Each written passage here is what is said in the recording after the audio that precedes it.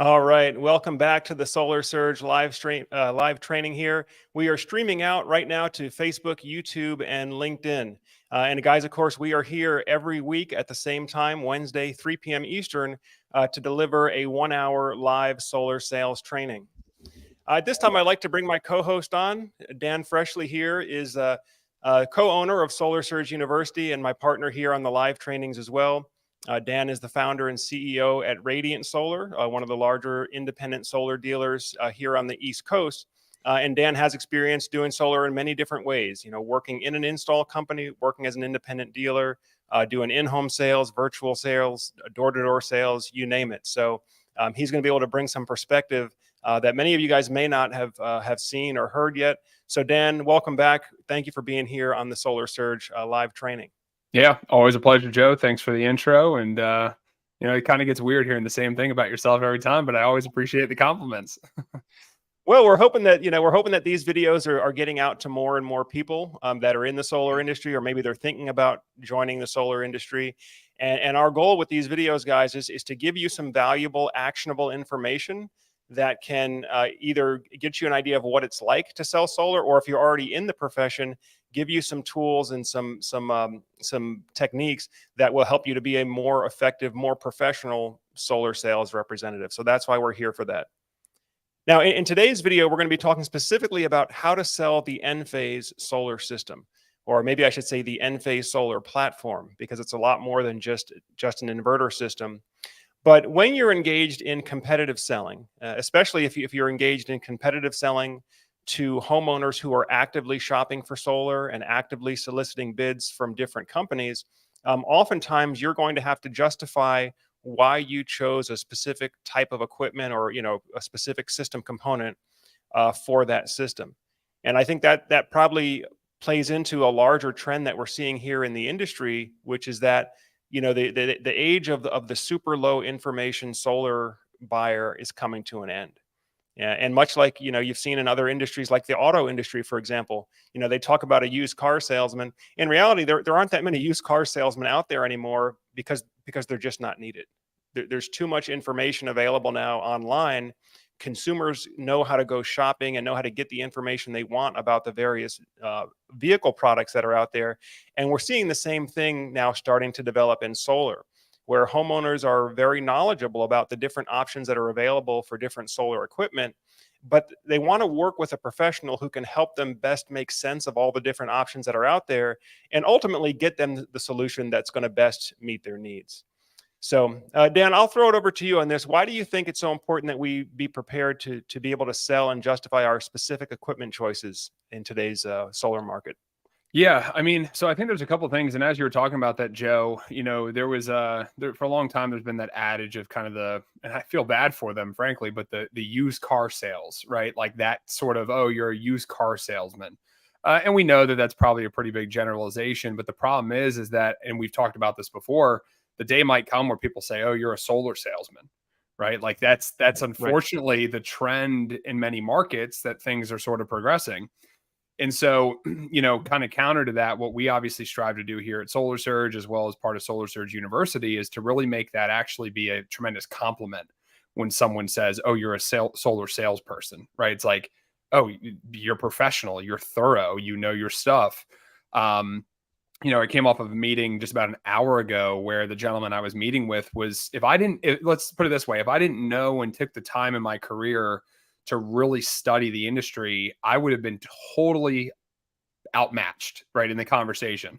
And it wasn't intended to be something like that, but it was genuinely a homeowner that really just wanted to know things on a more technical basis. And if I wasn't prepared to be a professional solar salesperson, I wouldn't have been able to handle that conversation properly. So I think that's a big part of just being an expert. You've heard us before if you follow the channel or watched any of our live streams.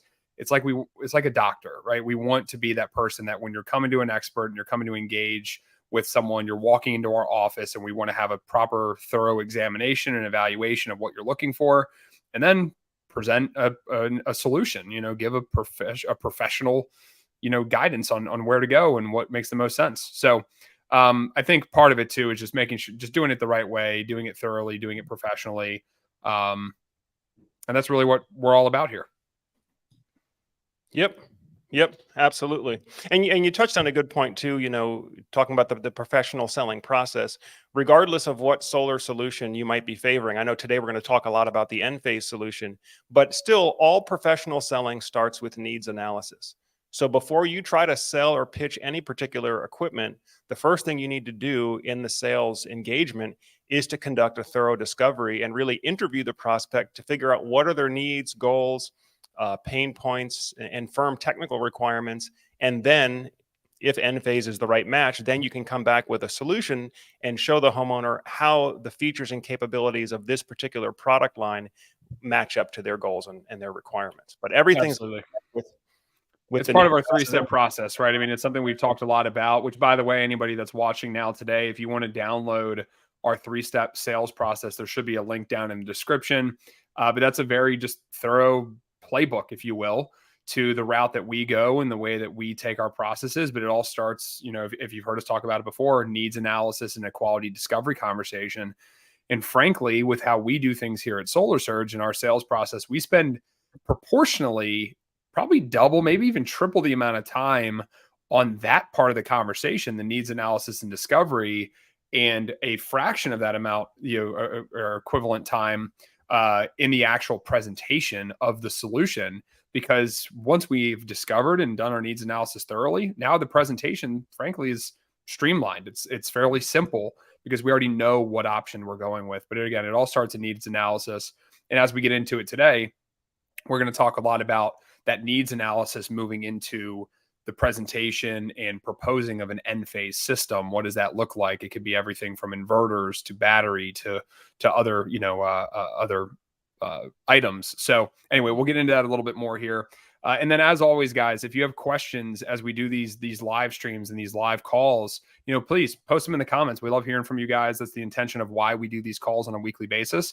Obviously, we want to provide value, bring some knowledge and education to the market, but we also want to help fellow, solar professionals, aspiring solar professionals that might have questions. So drop them in the comments throughout. We'll answer them as best as we can, and look forward to getting into this discussion a little bit more here with you, Joe.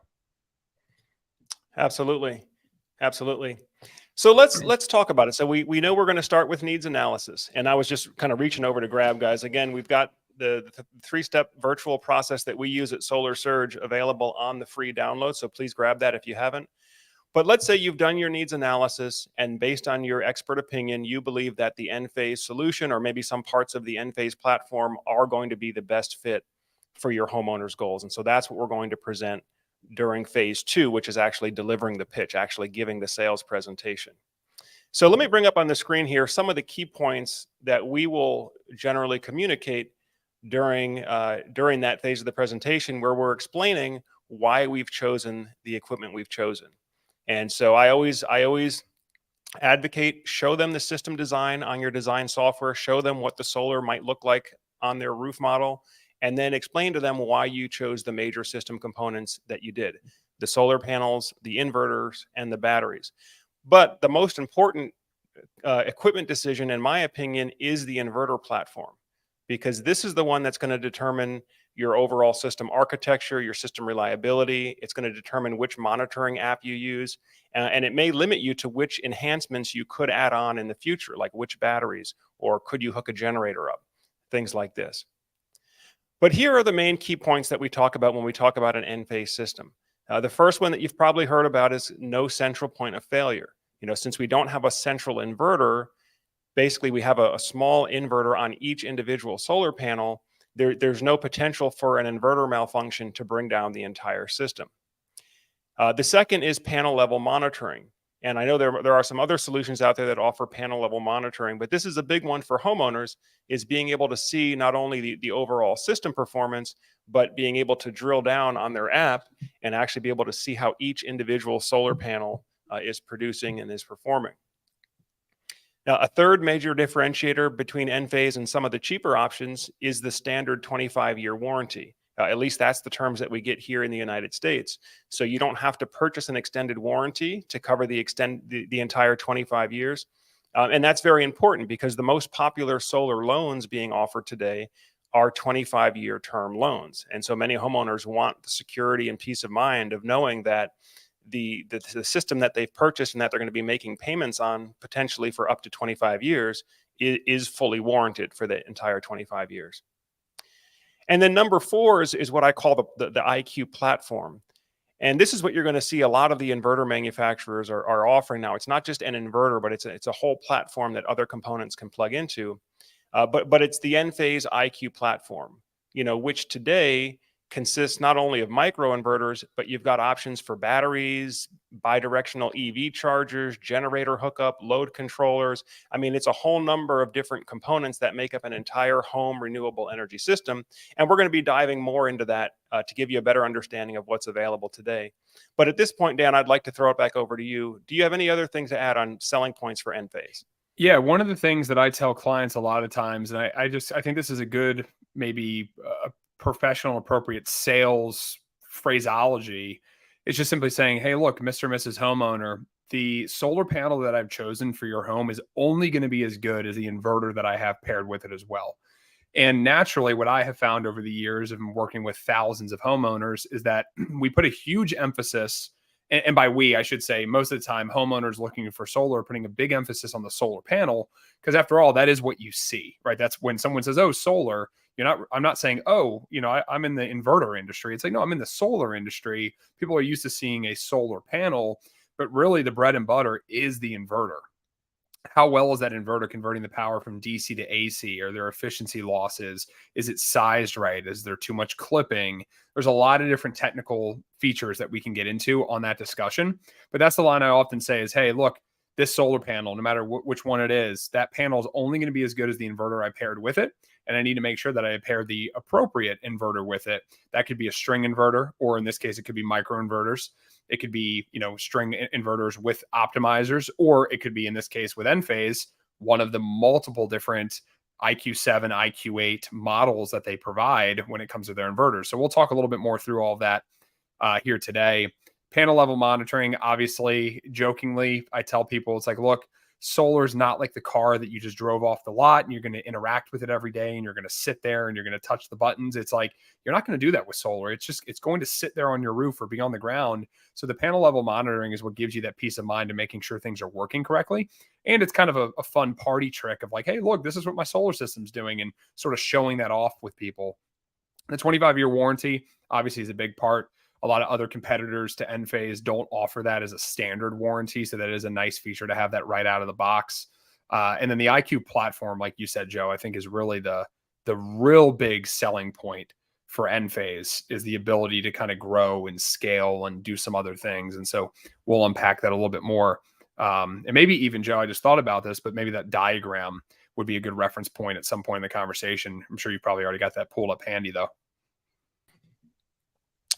Yep, I actually have that Enphase system architecture diagram, which we can present later on in the training. It's a little bit more technical, but I would like you guys to really understand what all the different components that are available here, because a lot of times when you're presenting a solution to the homeowner, it's not just, hey, what is the solution to my immediate needs now? But it's, how does this system set me up so that I'm future proof, so that if I want to do battery backup in the future, or if I'm planning on purchasing an electric vehicle in the future, or if maybe I want to get a backup generator to back up my batteries in the future, am I set up for that? And so we want to make sure that you can articulate that the equipment choice aligns with both the immediate current goals as well as the homeowner's future plans for enhancement and expansion. Now, Dan, you touched on another point too, which I think is important, because I like to articulate this, and I articulate this a lot to homeowners when I'm working with them one-on-one. But there are 4 major decisions that you have to make on a solar system. Now, the ones that I say are tied for number one, and number 2 are, did I choose the right installer, and did I choose the right inverter platform?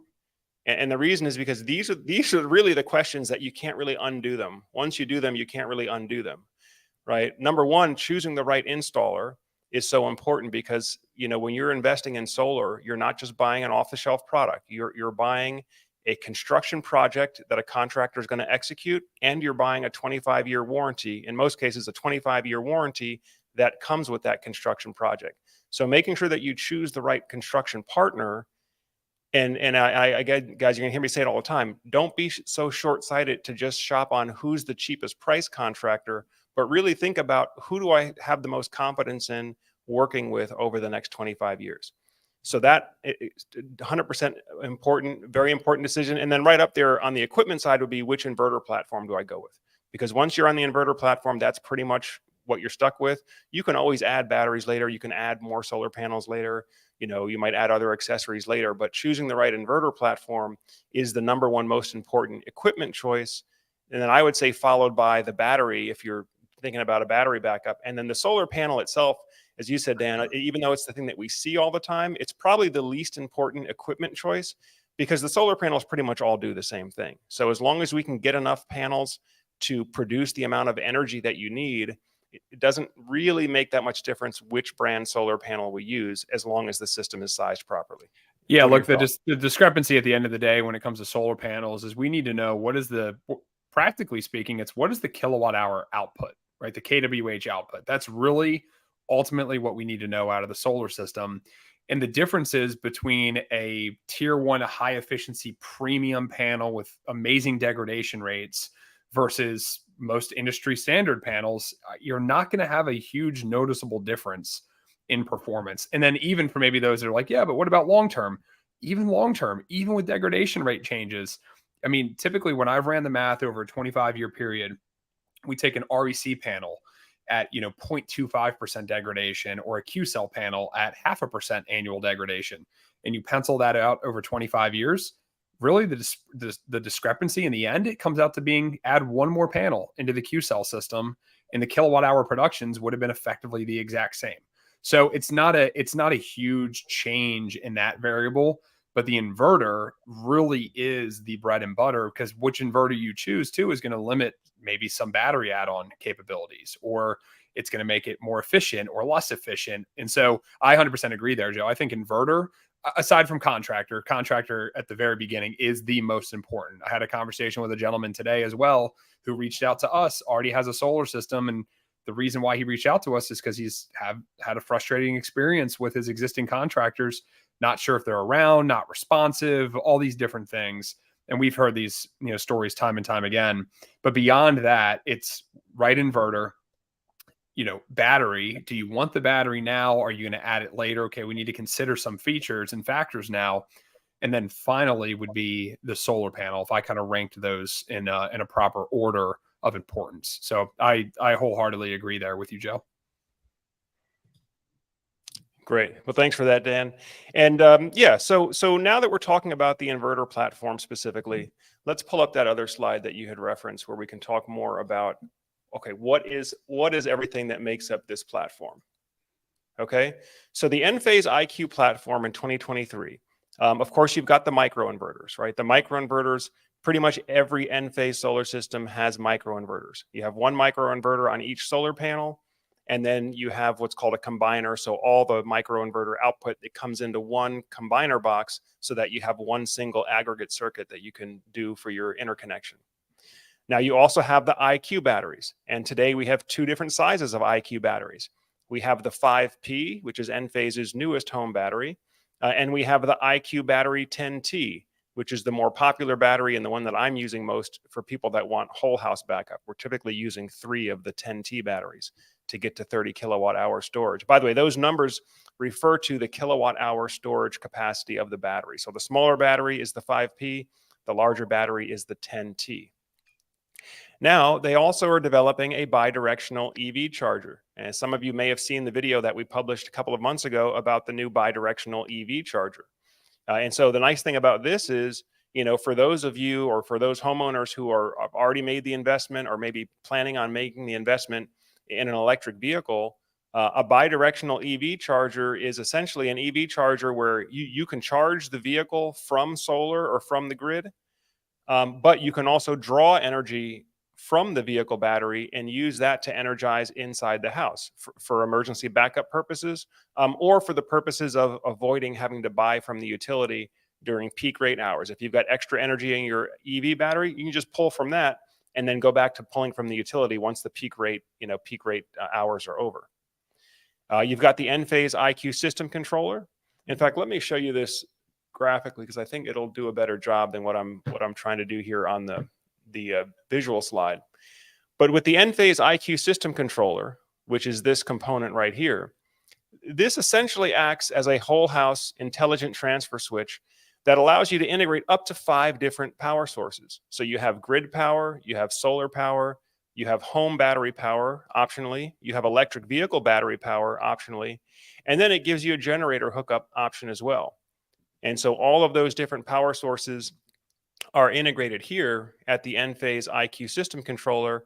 And it then allows you to prioritize and program how you want those power sources to be used and in what order, right? If you're on a one-for-one net metering customer, then your batteries are probably going to be just used for emergency backup purposes only. On a normal day, you're probably going to be running off solar if you can. Whatever solar extra gets sold back to the power company, get your net metering credits, and then draw from the power company at night. Use the battery for backup only. But for those of you who are in time of use markets, think California, Arizona, where you have significant price differences depending on the time of day of what your rate of electricity is, you may want to take advantage of using the battery during certain peak hours. So again, you can be drawing off your own lower cost solar energy that you generated as opposed to having to buy from the power company. Dan, I'll throw it over to you. Yeah, I actually wanted to share just really quick here, Joe, if I could. I have an image. I was out at a client's house yesterday. Hopefully this is coming through here. And so this is an example, guys, for maybe those that are wondering, okay, what does this equipment actually look like, right?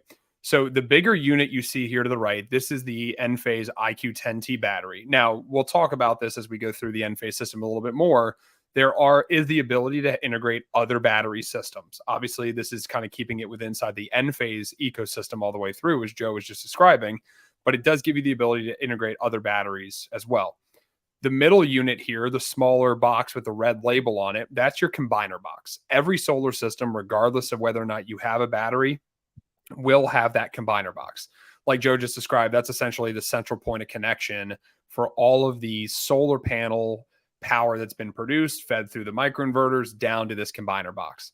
And then to the left here, that is the system controller. So the system controller will, be involved with every battery system. And that system controller becomes that sort of central hub, like Joe just described, where you can integrate generator capabilities or bi-directional EV charging capabilities. So this is what a battery system from Enphase, all equipment that you will ultimately have. The battery itself could be the 10T, could be Enphase's, newer released 5P as that starts coming to the market a little more. You're always going to have the combiner box in the middle, and then you're going to have that system controller as well. And then obviously, just for reference here, off to the left, far left there was the home's main service panel. And in this case, this was a critical loads backup system. So one battery designed to back up a subset of loads. So to the furthest left panel over there, that is their dedicated backup panel for the battery system. In other words, the battery is instantaneously powering any of those appliances that are in that panel in the event of an outage. So just wanted to kind of show an actual picture of a project here to put a little bit of better context to this. Yeah. So as you can see, there's a number of different things going on with this installation. And this is what we would consider a smaller battery installation. Many of our clients who are doing whole house backup are going to be having 3 of those IQ 10T batteries, which I believe can be vertically stacked up to 3. So you don't necessarily need more of a footprint in terms of floor space. But you can see, guys, there's a lot going on here. It's more than just solar panels on the roof. And being able to explain and articulate this to a homeowner is also going to put you in a very strong position. It's just going to communicate to the homeowner that you understand what you're offering. You're not just going off of what's written on the paper. You actually understand sort of some of the practical considerations of what it's going to take to get that system installed and properly integrated into that homeowner's electrical system. By the way, I see comments coming in here from Tom. I believe Tom is one of our clients under contract who's going to be having this Enphase IQ system installed here shortly. So Tom, thanks for the comment in, and we look for wish you success on your solar installation. Okay. Now, one other thing that we talked about, Dan, and I'd like to touch on a little bit too for the audience, is the question of the proper pairing of solar panels to microinverters. Because like in any competitive situation, right? You have different things that the competitors will hit each other on. And so typically Enphase will hit Solar Edge being the market leading central inverter manufacturer for residential. So Enphase will hit Solar Edge with our system is more resilient. There's no central point of failure. And that's to the most extent true. There's no central inverter point of failure. Solar Edge will hit Enphase with, well, there's too much clipping loss, right? And so what clipping loss means is you have a solar panel, let's say that's rated at 400 watts for ideal lab conditions, but you have it connected to a microinverter that's rated for 300 watts max output, or maybe 330 watts if you go one model up. So why is there that discrepancy between a 400 watt panel and a 330 watt microinverter? That's potential clipping, right? Dan, do you get this question often? Yeah, it's so guys, just so you know too, this is definitely going to be the more advanced question, right? Sometimes depending on your process of selling or how you generate your opportunities, some of these questions are way above people's knowledge base. And frankly, some people, again, don't want to know the answer. But let's just kind of preface the fact that we're having a conversation that is more technical today. So we're going to really get into this. I do get that question from time to time from somebody that's more researched and understands some of the principles. And the reality of it is too, guys, is that clipping isn't a bad thing. Sometimes we do, and you're going to experience clipping, particularly in the core summer months. If a system is designed right and the inverter is selected properly, you're going to see some clipping in the summer when solar production is most optimal. And that clipping is by design, because in the fall, winters, and spring, when solar production isn't as optimal, the clipping that you experience in the summer will end up having a more impactful benefit in the later part of the year, because of the relationship between the solar panel sizing and the inverter sizing is more optimum. So just know that clipping can happen. I guess the basic way to describe clipping to a lot of people too is the inverter has now reached a maximum production threshold, and any performance that the solar panel could have possibly still, created, you're no longer going to be able to capture. And so you've maxed out at whatever that relationship may be. And we'll get into a little bit of the technicals here as to how that gets sized. It has a lot to do with the wattage of the panel, the wattage or volt amp ratings, as well of the inverters. But just know that clipping, there's a proper relationship. Some clipping is okay. Too much clipping means the system just wasn't designed properly. Exactly. And for those of you who may not even be familiar with the terms that we're using, let me just take a step back and explain the basics of why clipping is an issue with solar systems. So all solar power systems, all solar panels and solar cells are natively a direct current electrical device. They're DC direct current, which means constant voltage. If you have a 12-volt battery in your car, it's always a 12-volt difference between the positive and the negative terminal, or right in a tight range there. Our homes and the electric grids are wired for alternating current. And so with alternating current, the voltage actually oscillates in a sine wave, up and down, reversing polarity here in the US at a frequency of 60 cycles per second. So you actually have the voltage kind of reversing direction 60 times per second. But the average voltage, or what we call the RMS voltage, is 240 volts for a US residential home service. Or if you take half of that with one leg, you get 120 volts. And that's why we have 120 volts on our outlets. But every solar power system that's hooked up to power your home or to send power to the electric grid has to have inversion, right? There has to be an inversion, which is converting DC electricity, could be coming from solar cells, could be coming from batteries, into alternating current electricity, which is actually usable by the circuits and the appliances in our home and actually exportable out to the power company, right? It's got to match, the electricity has got to kind of match formats. And so the inverter does that function. So when you're looking at the power ratings on the system, there's two power ratings to look at. One is, what is the power rating of the DC output of, let's say, the solar panel or the battery?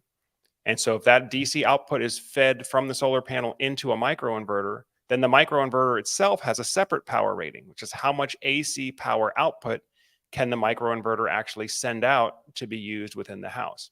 And so there's oftentimes a discrepancy. We call it the DC to AC size ratio in between those things.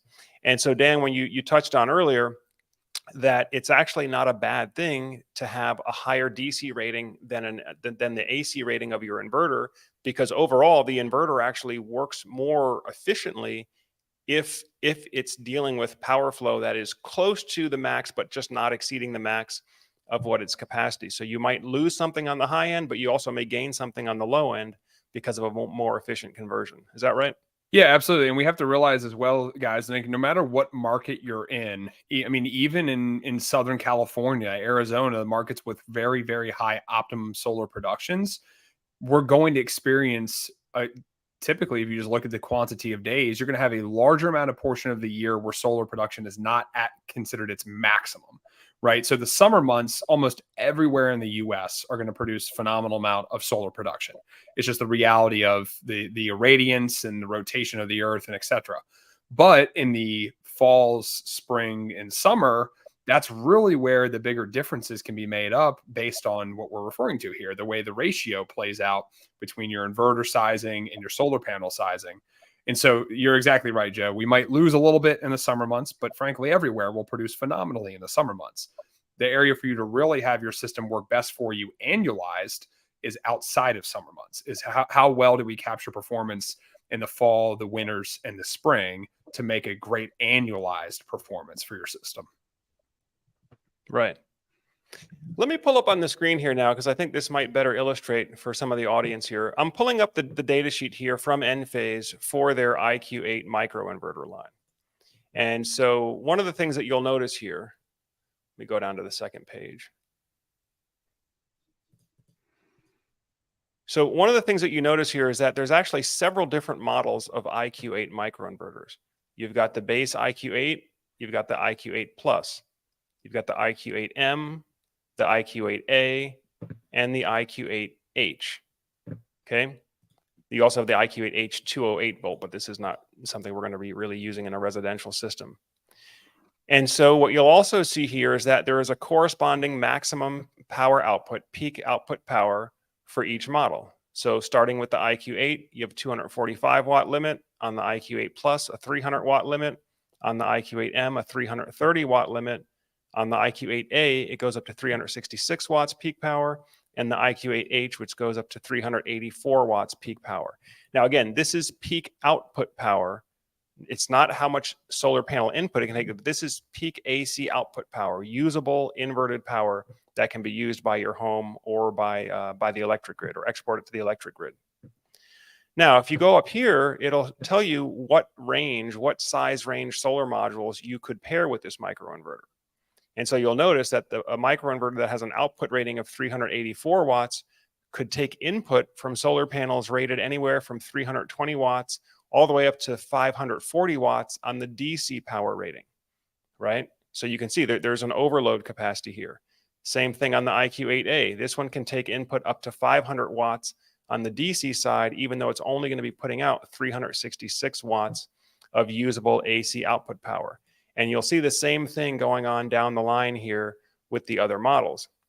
And so a question that a lot of folks might ask, you might be asking, your homeowners might be asking, hey, if I have a 400 watt solar panel, don't I have to use the largest microinverter, or don't I need to use a larger microinverter? And the answer in most cases is no, not really. And I'm going to explain why in a little bit. But before I do that, Dan, did you have anything to add on this? Yeah, no, I mean, I think as we get into that conversation here that you were just referencing, that'll be where the greatest value comes in. But yeah, I mean, what we see typically, I can say from a lot of the systems that I've designed and worked on, that IQ8 Plus to IQ8M tends to be the area that most average panels in the market today, around 400 watts, maybe 410, 420s, depending on if you're the size and scope. I mean, that's a separate conversation in and of itself. But that IQ8 Plus and IQ8M ends up being a very common pairing for a lot of the systems that I personally design. But yeah, Joe, let's get into a little bit more about that whole relationship. Yep. And same for me too, by the way. Those are the two models that I use most frequently on my projects. Now I'm going to illustrate why. This is the product data sheet for the QCell 400 watt all black panel. This is probably the most popular residential solar panel being sold and being installed across the country right now, the QCell 400. And I want to show you on their data sheet some of the electrical characteristics and why we might pair a certain panel with a certain microinverter.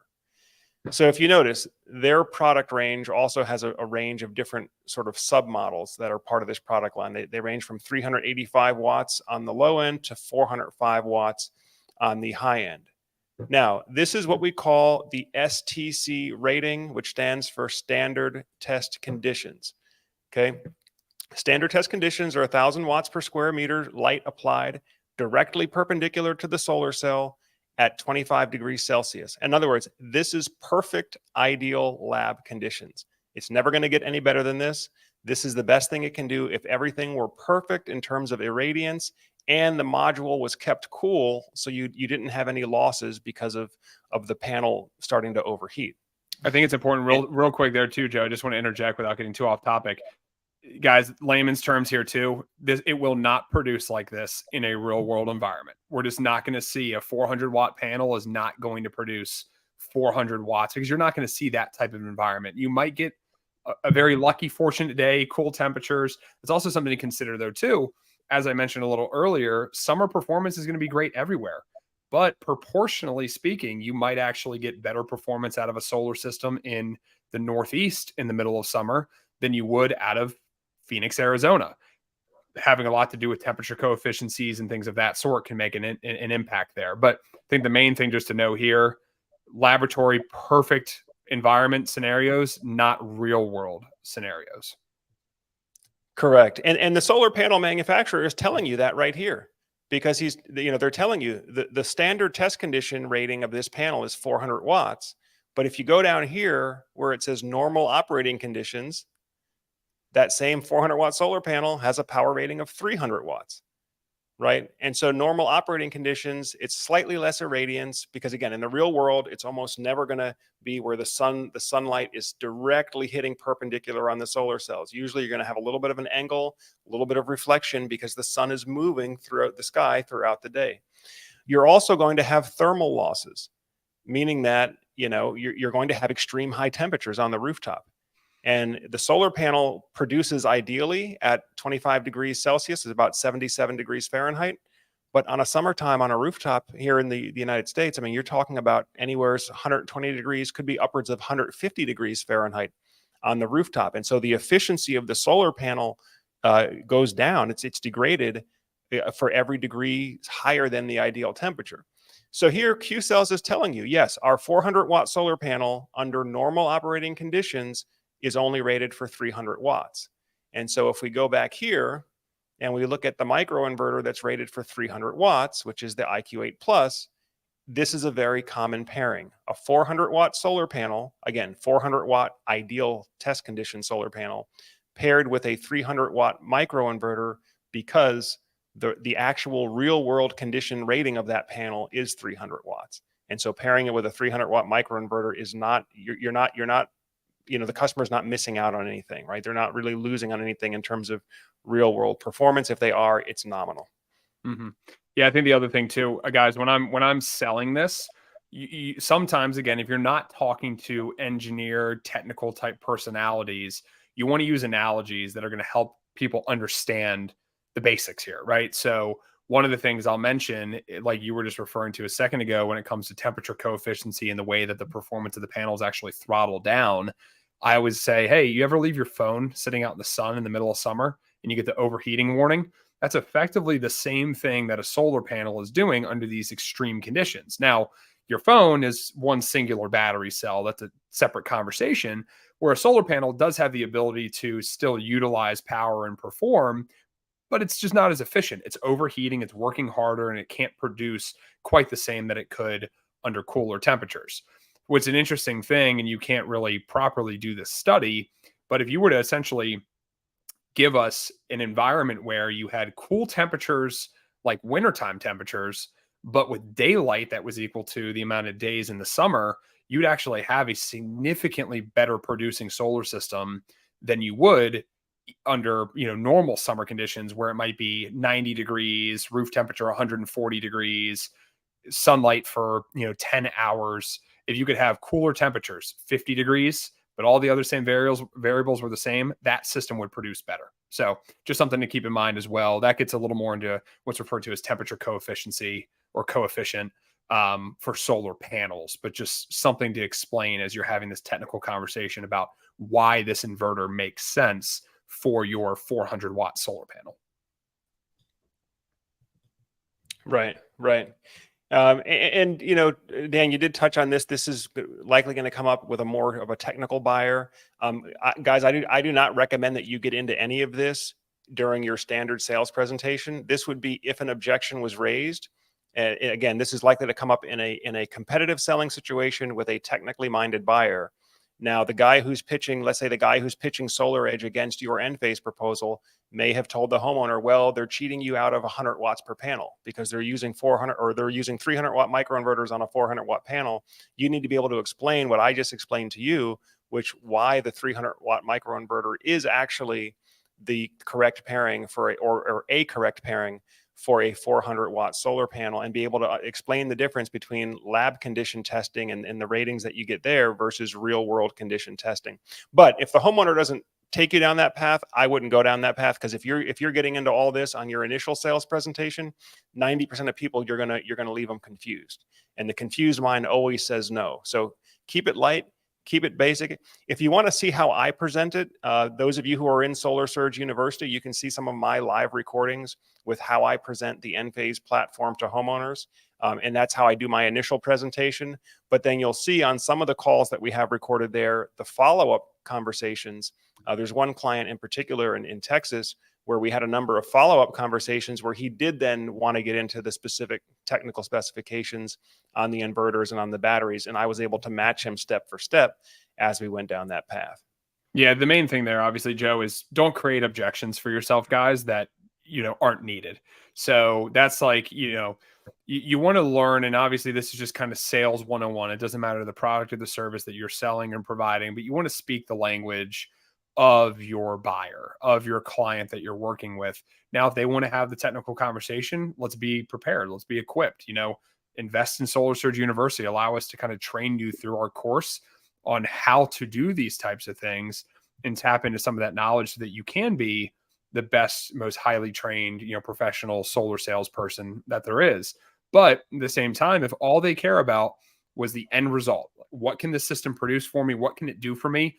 There's no need to get into, I chose this inverter because of this reason. And that's just, at that point, you're probably coming off to them as that you're just spouting out information, likely confusing them. And like Joe had just said, a confused mind says no.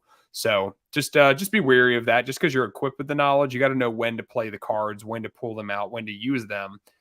Most particularly if you're in a competitive selling situation and technical questions get brought up, let's know how to address that. But also, let's just know confidently from the beginning that you sized their system properly. And so that's a big part of that. Yep. And again, that's why we do these live trainings, guys. We want you to be the best prepared person in that competitive selling situation. Also, remember, we do have the comments open. So if you have a question, if you'd like to get a real-time answer to your question, just go ahead and just drop a comment on the video, whether you're on Facebook, LinkedIn, YouTube. It should come up on our dashboard here, and we can get an answer for you. Looks like we got about 16 or 17 minutes left on the live training here. Yeah. Joe, one thing I think is important here, as much as we do, you know, often sell Enphase systems, promote some of the benefits, you know, compared, I will say there can be a handful of different scenarios where competitive solutions or competitor solutions like a SolarEdge inverter could make sense. Now, if anybody's seen the video that Joe has on the channel from a little while back when he was out at Enphase, he was speaking with some of the Enphase team, particularly about some of their more high efficiency, the inverters that aren't currently on the market today, but ones that are working on that more directly match voltages of certain solar panels that are out there. So there are some times where, again, depending on the solar panel, depending on what the customer's needs are, what their goals are, there might be an instance where a SolarEdge solution or something else could be the better fit. So again, it's developing a knowledge base, guys, to know what option makes the right sense for them, both based on the equipment they want today, but primarily, again, needs analysis. What are their goals? What are they looking to accomplish? I have a gentleman that I'm working with currently where he wanted a particular higher efficiency panel. It was an REC panel option, particularly their Pure R series, where Enphase doesn't have a particularly great inverter for that at the present moment. They have an IQ7 series, but they're working on an IQ8 that would allow that panel to be more optimum. And so for his system today, SolarEdge was the better solution because of the type of panel that he wanted. He wasn't concerned about battery backup. That just wasn't something that was a huge focus to him. So having the right sized inverter that can support that solar panel was important here. Otherwise, if I sold that REC panel with an Enphase inverter today, we would have significant clipping loss. It just wasn't going to be the right design. So you just need to kind of know some of these things. There is not a one size fits all approach, but I will say that more times than not, I do personally favor Enphase products because I think a lot of the systems we're designing as well, Joe, involve battery backup, and they involve, desires for, decreased or decreased redundancies, or not having one central point of failure. So that's where Enphase really, really does shine. Yeah, yeah. And we should mention about the Enphase batteries as well. One of the big differentiator for Enphase's battery is the lithium iron phosphate chemistry. So right now, I believe Tesla Powerwall is still the #1 most popular battery in terms of market share, but they're using the older chemistry, what's called the NMC chemistry, nickel, manganese, cobalt. Enphase, Franklin, some of the newer players, they're using the newer, what's considered the safer, more durable chemistry, more desirable for in the home use, which is the lithium iron phosphate. So that is another potential selling point on an Enphase system or an Enphase battery system. And again, folks, we just want to make sure that you're equipped with this information so that when it comes up, when it's appropriate in the selling conversation, you can be providing answers to your homeowners' questions. Go ahead, Dan. Yeah, I was just going to say too, I think one of the other beautiful things about the Enphase system is this entire ecosystem, right? We go back to that visual from earlier, but also just on a practical day-to-day basis, having one central application that the homeowner operates out of. If you want to track the production of your system, whether it be the collective system, a grouping of panels, or one panel by itself, you do it from one app. You want to measure your consumption, you can do it from one app. You want to measure and maintain your battery, you can do it from one app. You can set different load profiles and pretty cool features in terms of you can set the battery for self-consumption. You can set it for battery backup mode. There's, I believe they call it Storm Guard or Storm Mode, where it does some preferential based on your GPS coordinates, prepares the battery's profile for the event of a power outage. So the Enphase system does provide tremendous functionality in that respect. And it's probably the best system for maybe more, I wouldn't say novice, but someone that just wants everything in one place and doesn't want to have to tinker and bounce around and just have one central, point of truth. The Enphase system works really, really well for that purpose. I agree. And like you, Dan, I do find myself using Enphase for the majority of my projects, but we do offer both brands. So, full disclosure, I sell SolarEdge systems. I do SolarEdge systems as well from time to time. Maybe it's a ground mount system where all the panels are going to be, they're all going to be facing the same direction. Everything is going to be accessible at ground level, and we just want to get the most power we can at the lowest cost. SolarEdge might be the best solution for that. And I should mention that the SolarEdge solution is generally going to be the lower cost solution. And what I'm finding, kind of the vibe I'm getting, is that installers prefer SolarEdge because it is a much more streamlined, faster, potentially more profitable install. At least on install day, it's a more profitable install to use SolarEdge because it can be done faster. However, long term, depending on the reliability, there was a time, and this was many years ago now, but there was a time back in 2018 when SolarEdge unleashed a new line of inverters, and the failure rate was very, very high. And so even though it may have been a lower cost initial install, when you factor in all the post-install service work and maintenance work, you actually end up losing money compared to Enphase. But I know that they've made some improvements, and that their current line of inverters probably is not having anywhere near that kind of failure rate. But that's something that you want to consider as well. Certainly on initial install, SolarEdge is going to be a lower cost install. And that's why I think you're seeing installers favor SolarEdge, whereas many homeowners that do a lot of research, they tend to favor Enphase, especially if they can get it at the same or negligible price difference. Dan, what are you seeing?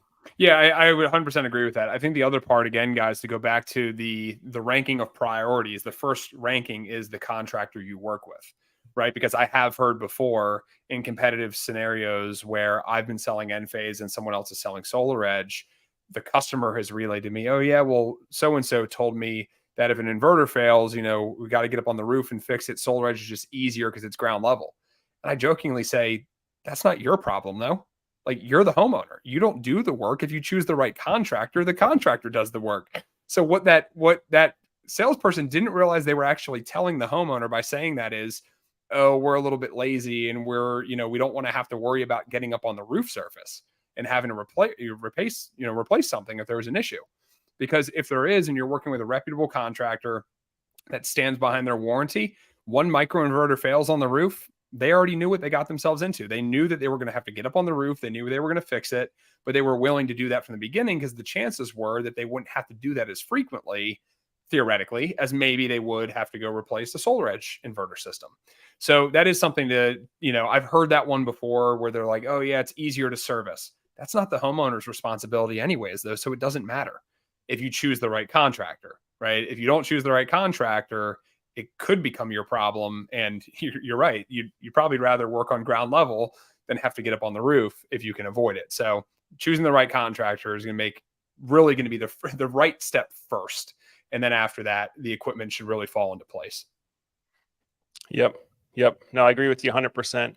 And as a guy who has, I've had to be the guy out there many years ago, explaining to the homeowner, hey, sorry, Mr. Homeowner, your entire system's down. This inverter went bad. I can take it off. I'm going to have to wait for them to mail me a replacement. And until we get that replacement, your whole production is going to be down. And, that's an uncomfortable conversation. It's not a pleasant conversation, for the solar provider or for the homeowner. At least with a micro inverter failure, you're down one panel, but your system is still producing, right? It's not like you're completely, out of power. And so I think even just from the customer experience side of things, there's not such a pain of, hey, I'm paying for this solar system. It's not doing anything for me because the inverter failed. It's, hey, one panel went bad. Don't worry, we'll fix it. But all the rest of the panels are working. We can see that on the app. We know exactly where the problem is, and we'll have a solution out, as soon as we can. Yeah, absolutely. Absolutely. That's a big part of it. Joe, how about on the topic then? And again, guys, as we got about 8 minutes left here on the call, if you have any questions as you're tuned in here, please drop them in the comments. Happy to answer. But Joe, how about the conversation of with batteries, right? So if we're selling the IQ system, obviously the first thing is, and I think we've already acknowledged that a lot of times we do favor the Enphase batteries as part of that. But what other options are there? What are some other, features that the IQ system, if you're just looking at the inverter side of it, would allow for battery purposes? Sure. Well, of course, Enphase has their IQ battery, and I can put the display back up here. Let me see if I can get this back. So Enphase has their IQ battery. As we mentioned, they have two sizes of battery, the 5P and the 10T. And for me personally, most of what I'm doing is working with homeowners that want a whole house backup, in which case we're typically using 3 or 4 of the 10T battery, of the larger battery. So that would correspond to 30 or 40 kilowatt hours total storage. Right. So the advantage of using Enphase's own battery is that there's a tight communication between the battery and the microinverters.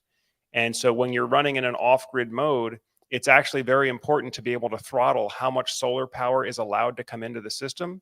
Because if there's too much solar coming in and the house can't take any more and the battery can't take any more, we have to throttle that solar power down, because if the grid's down, we can't dump the excess to the grid.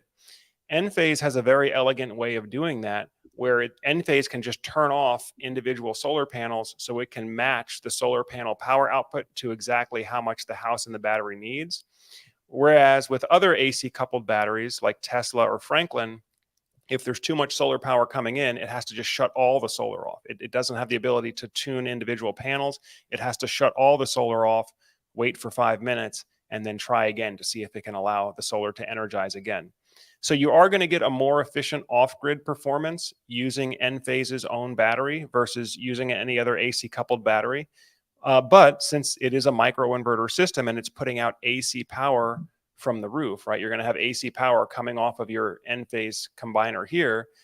You could use any AC coupling battery with this system as well. In fact, one combination that we use very frequently right now in Texas and also in Florida is the Enphase microinverter, Enphase solar system on the roof, paired with the Franklin whole home battery, which is another AC battery.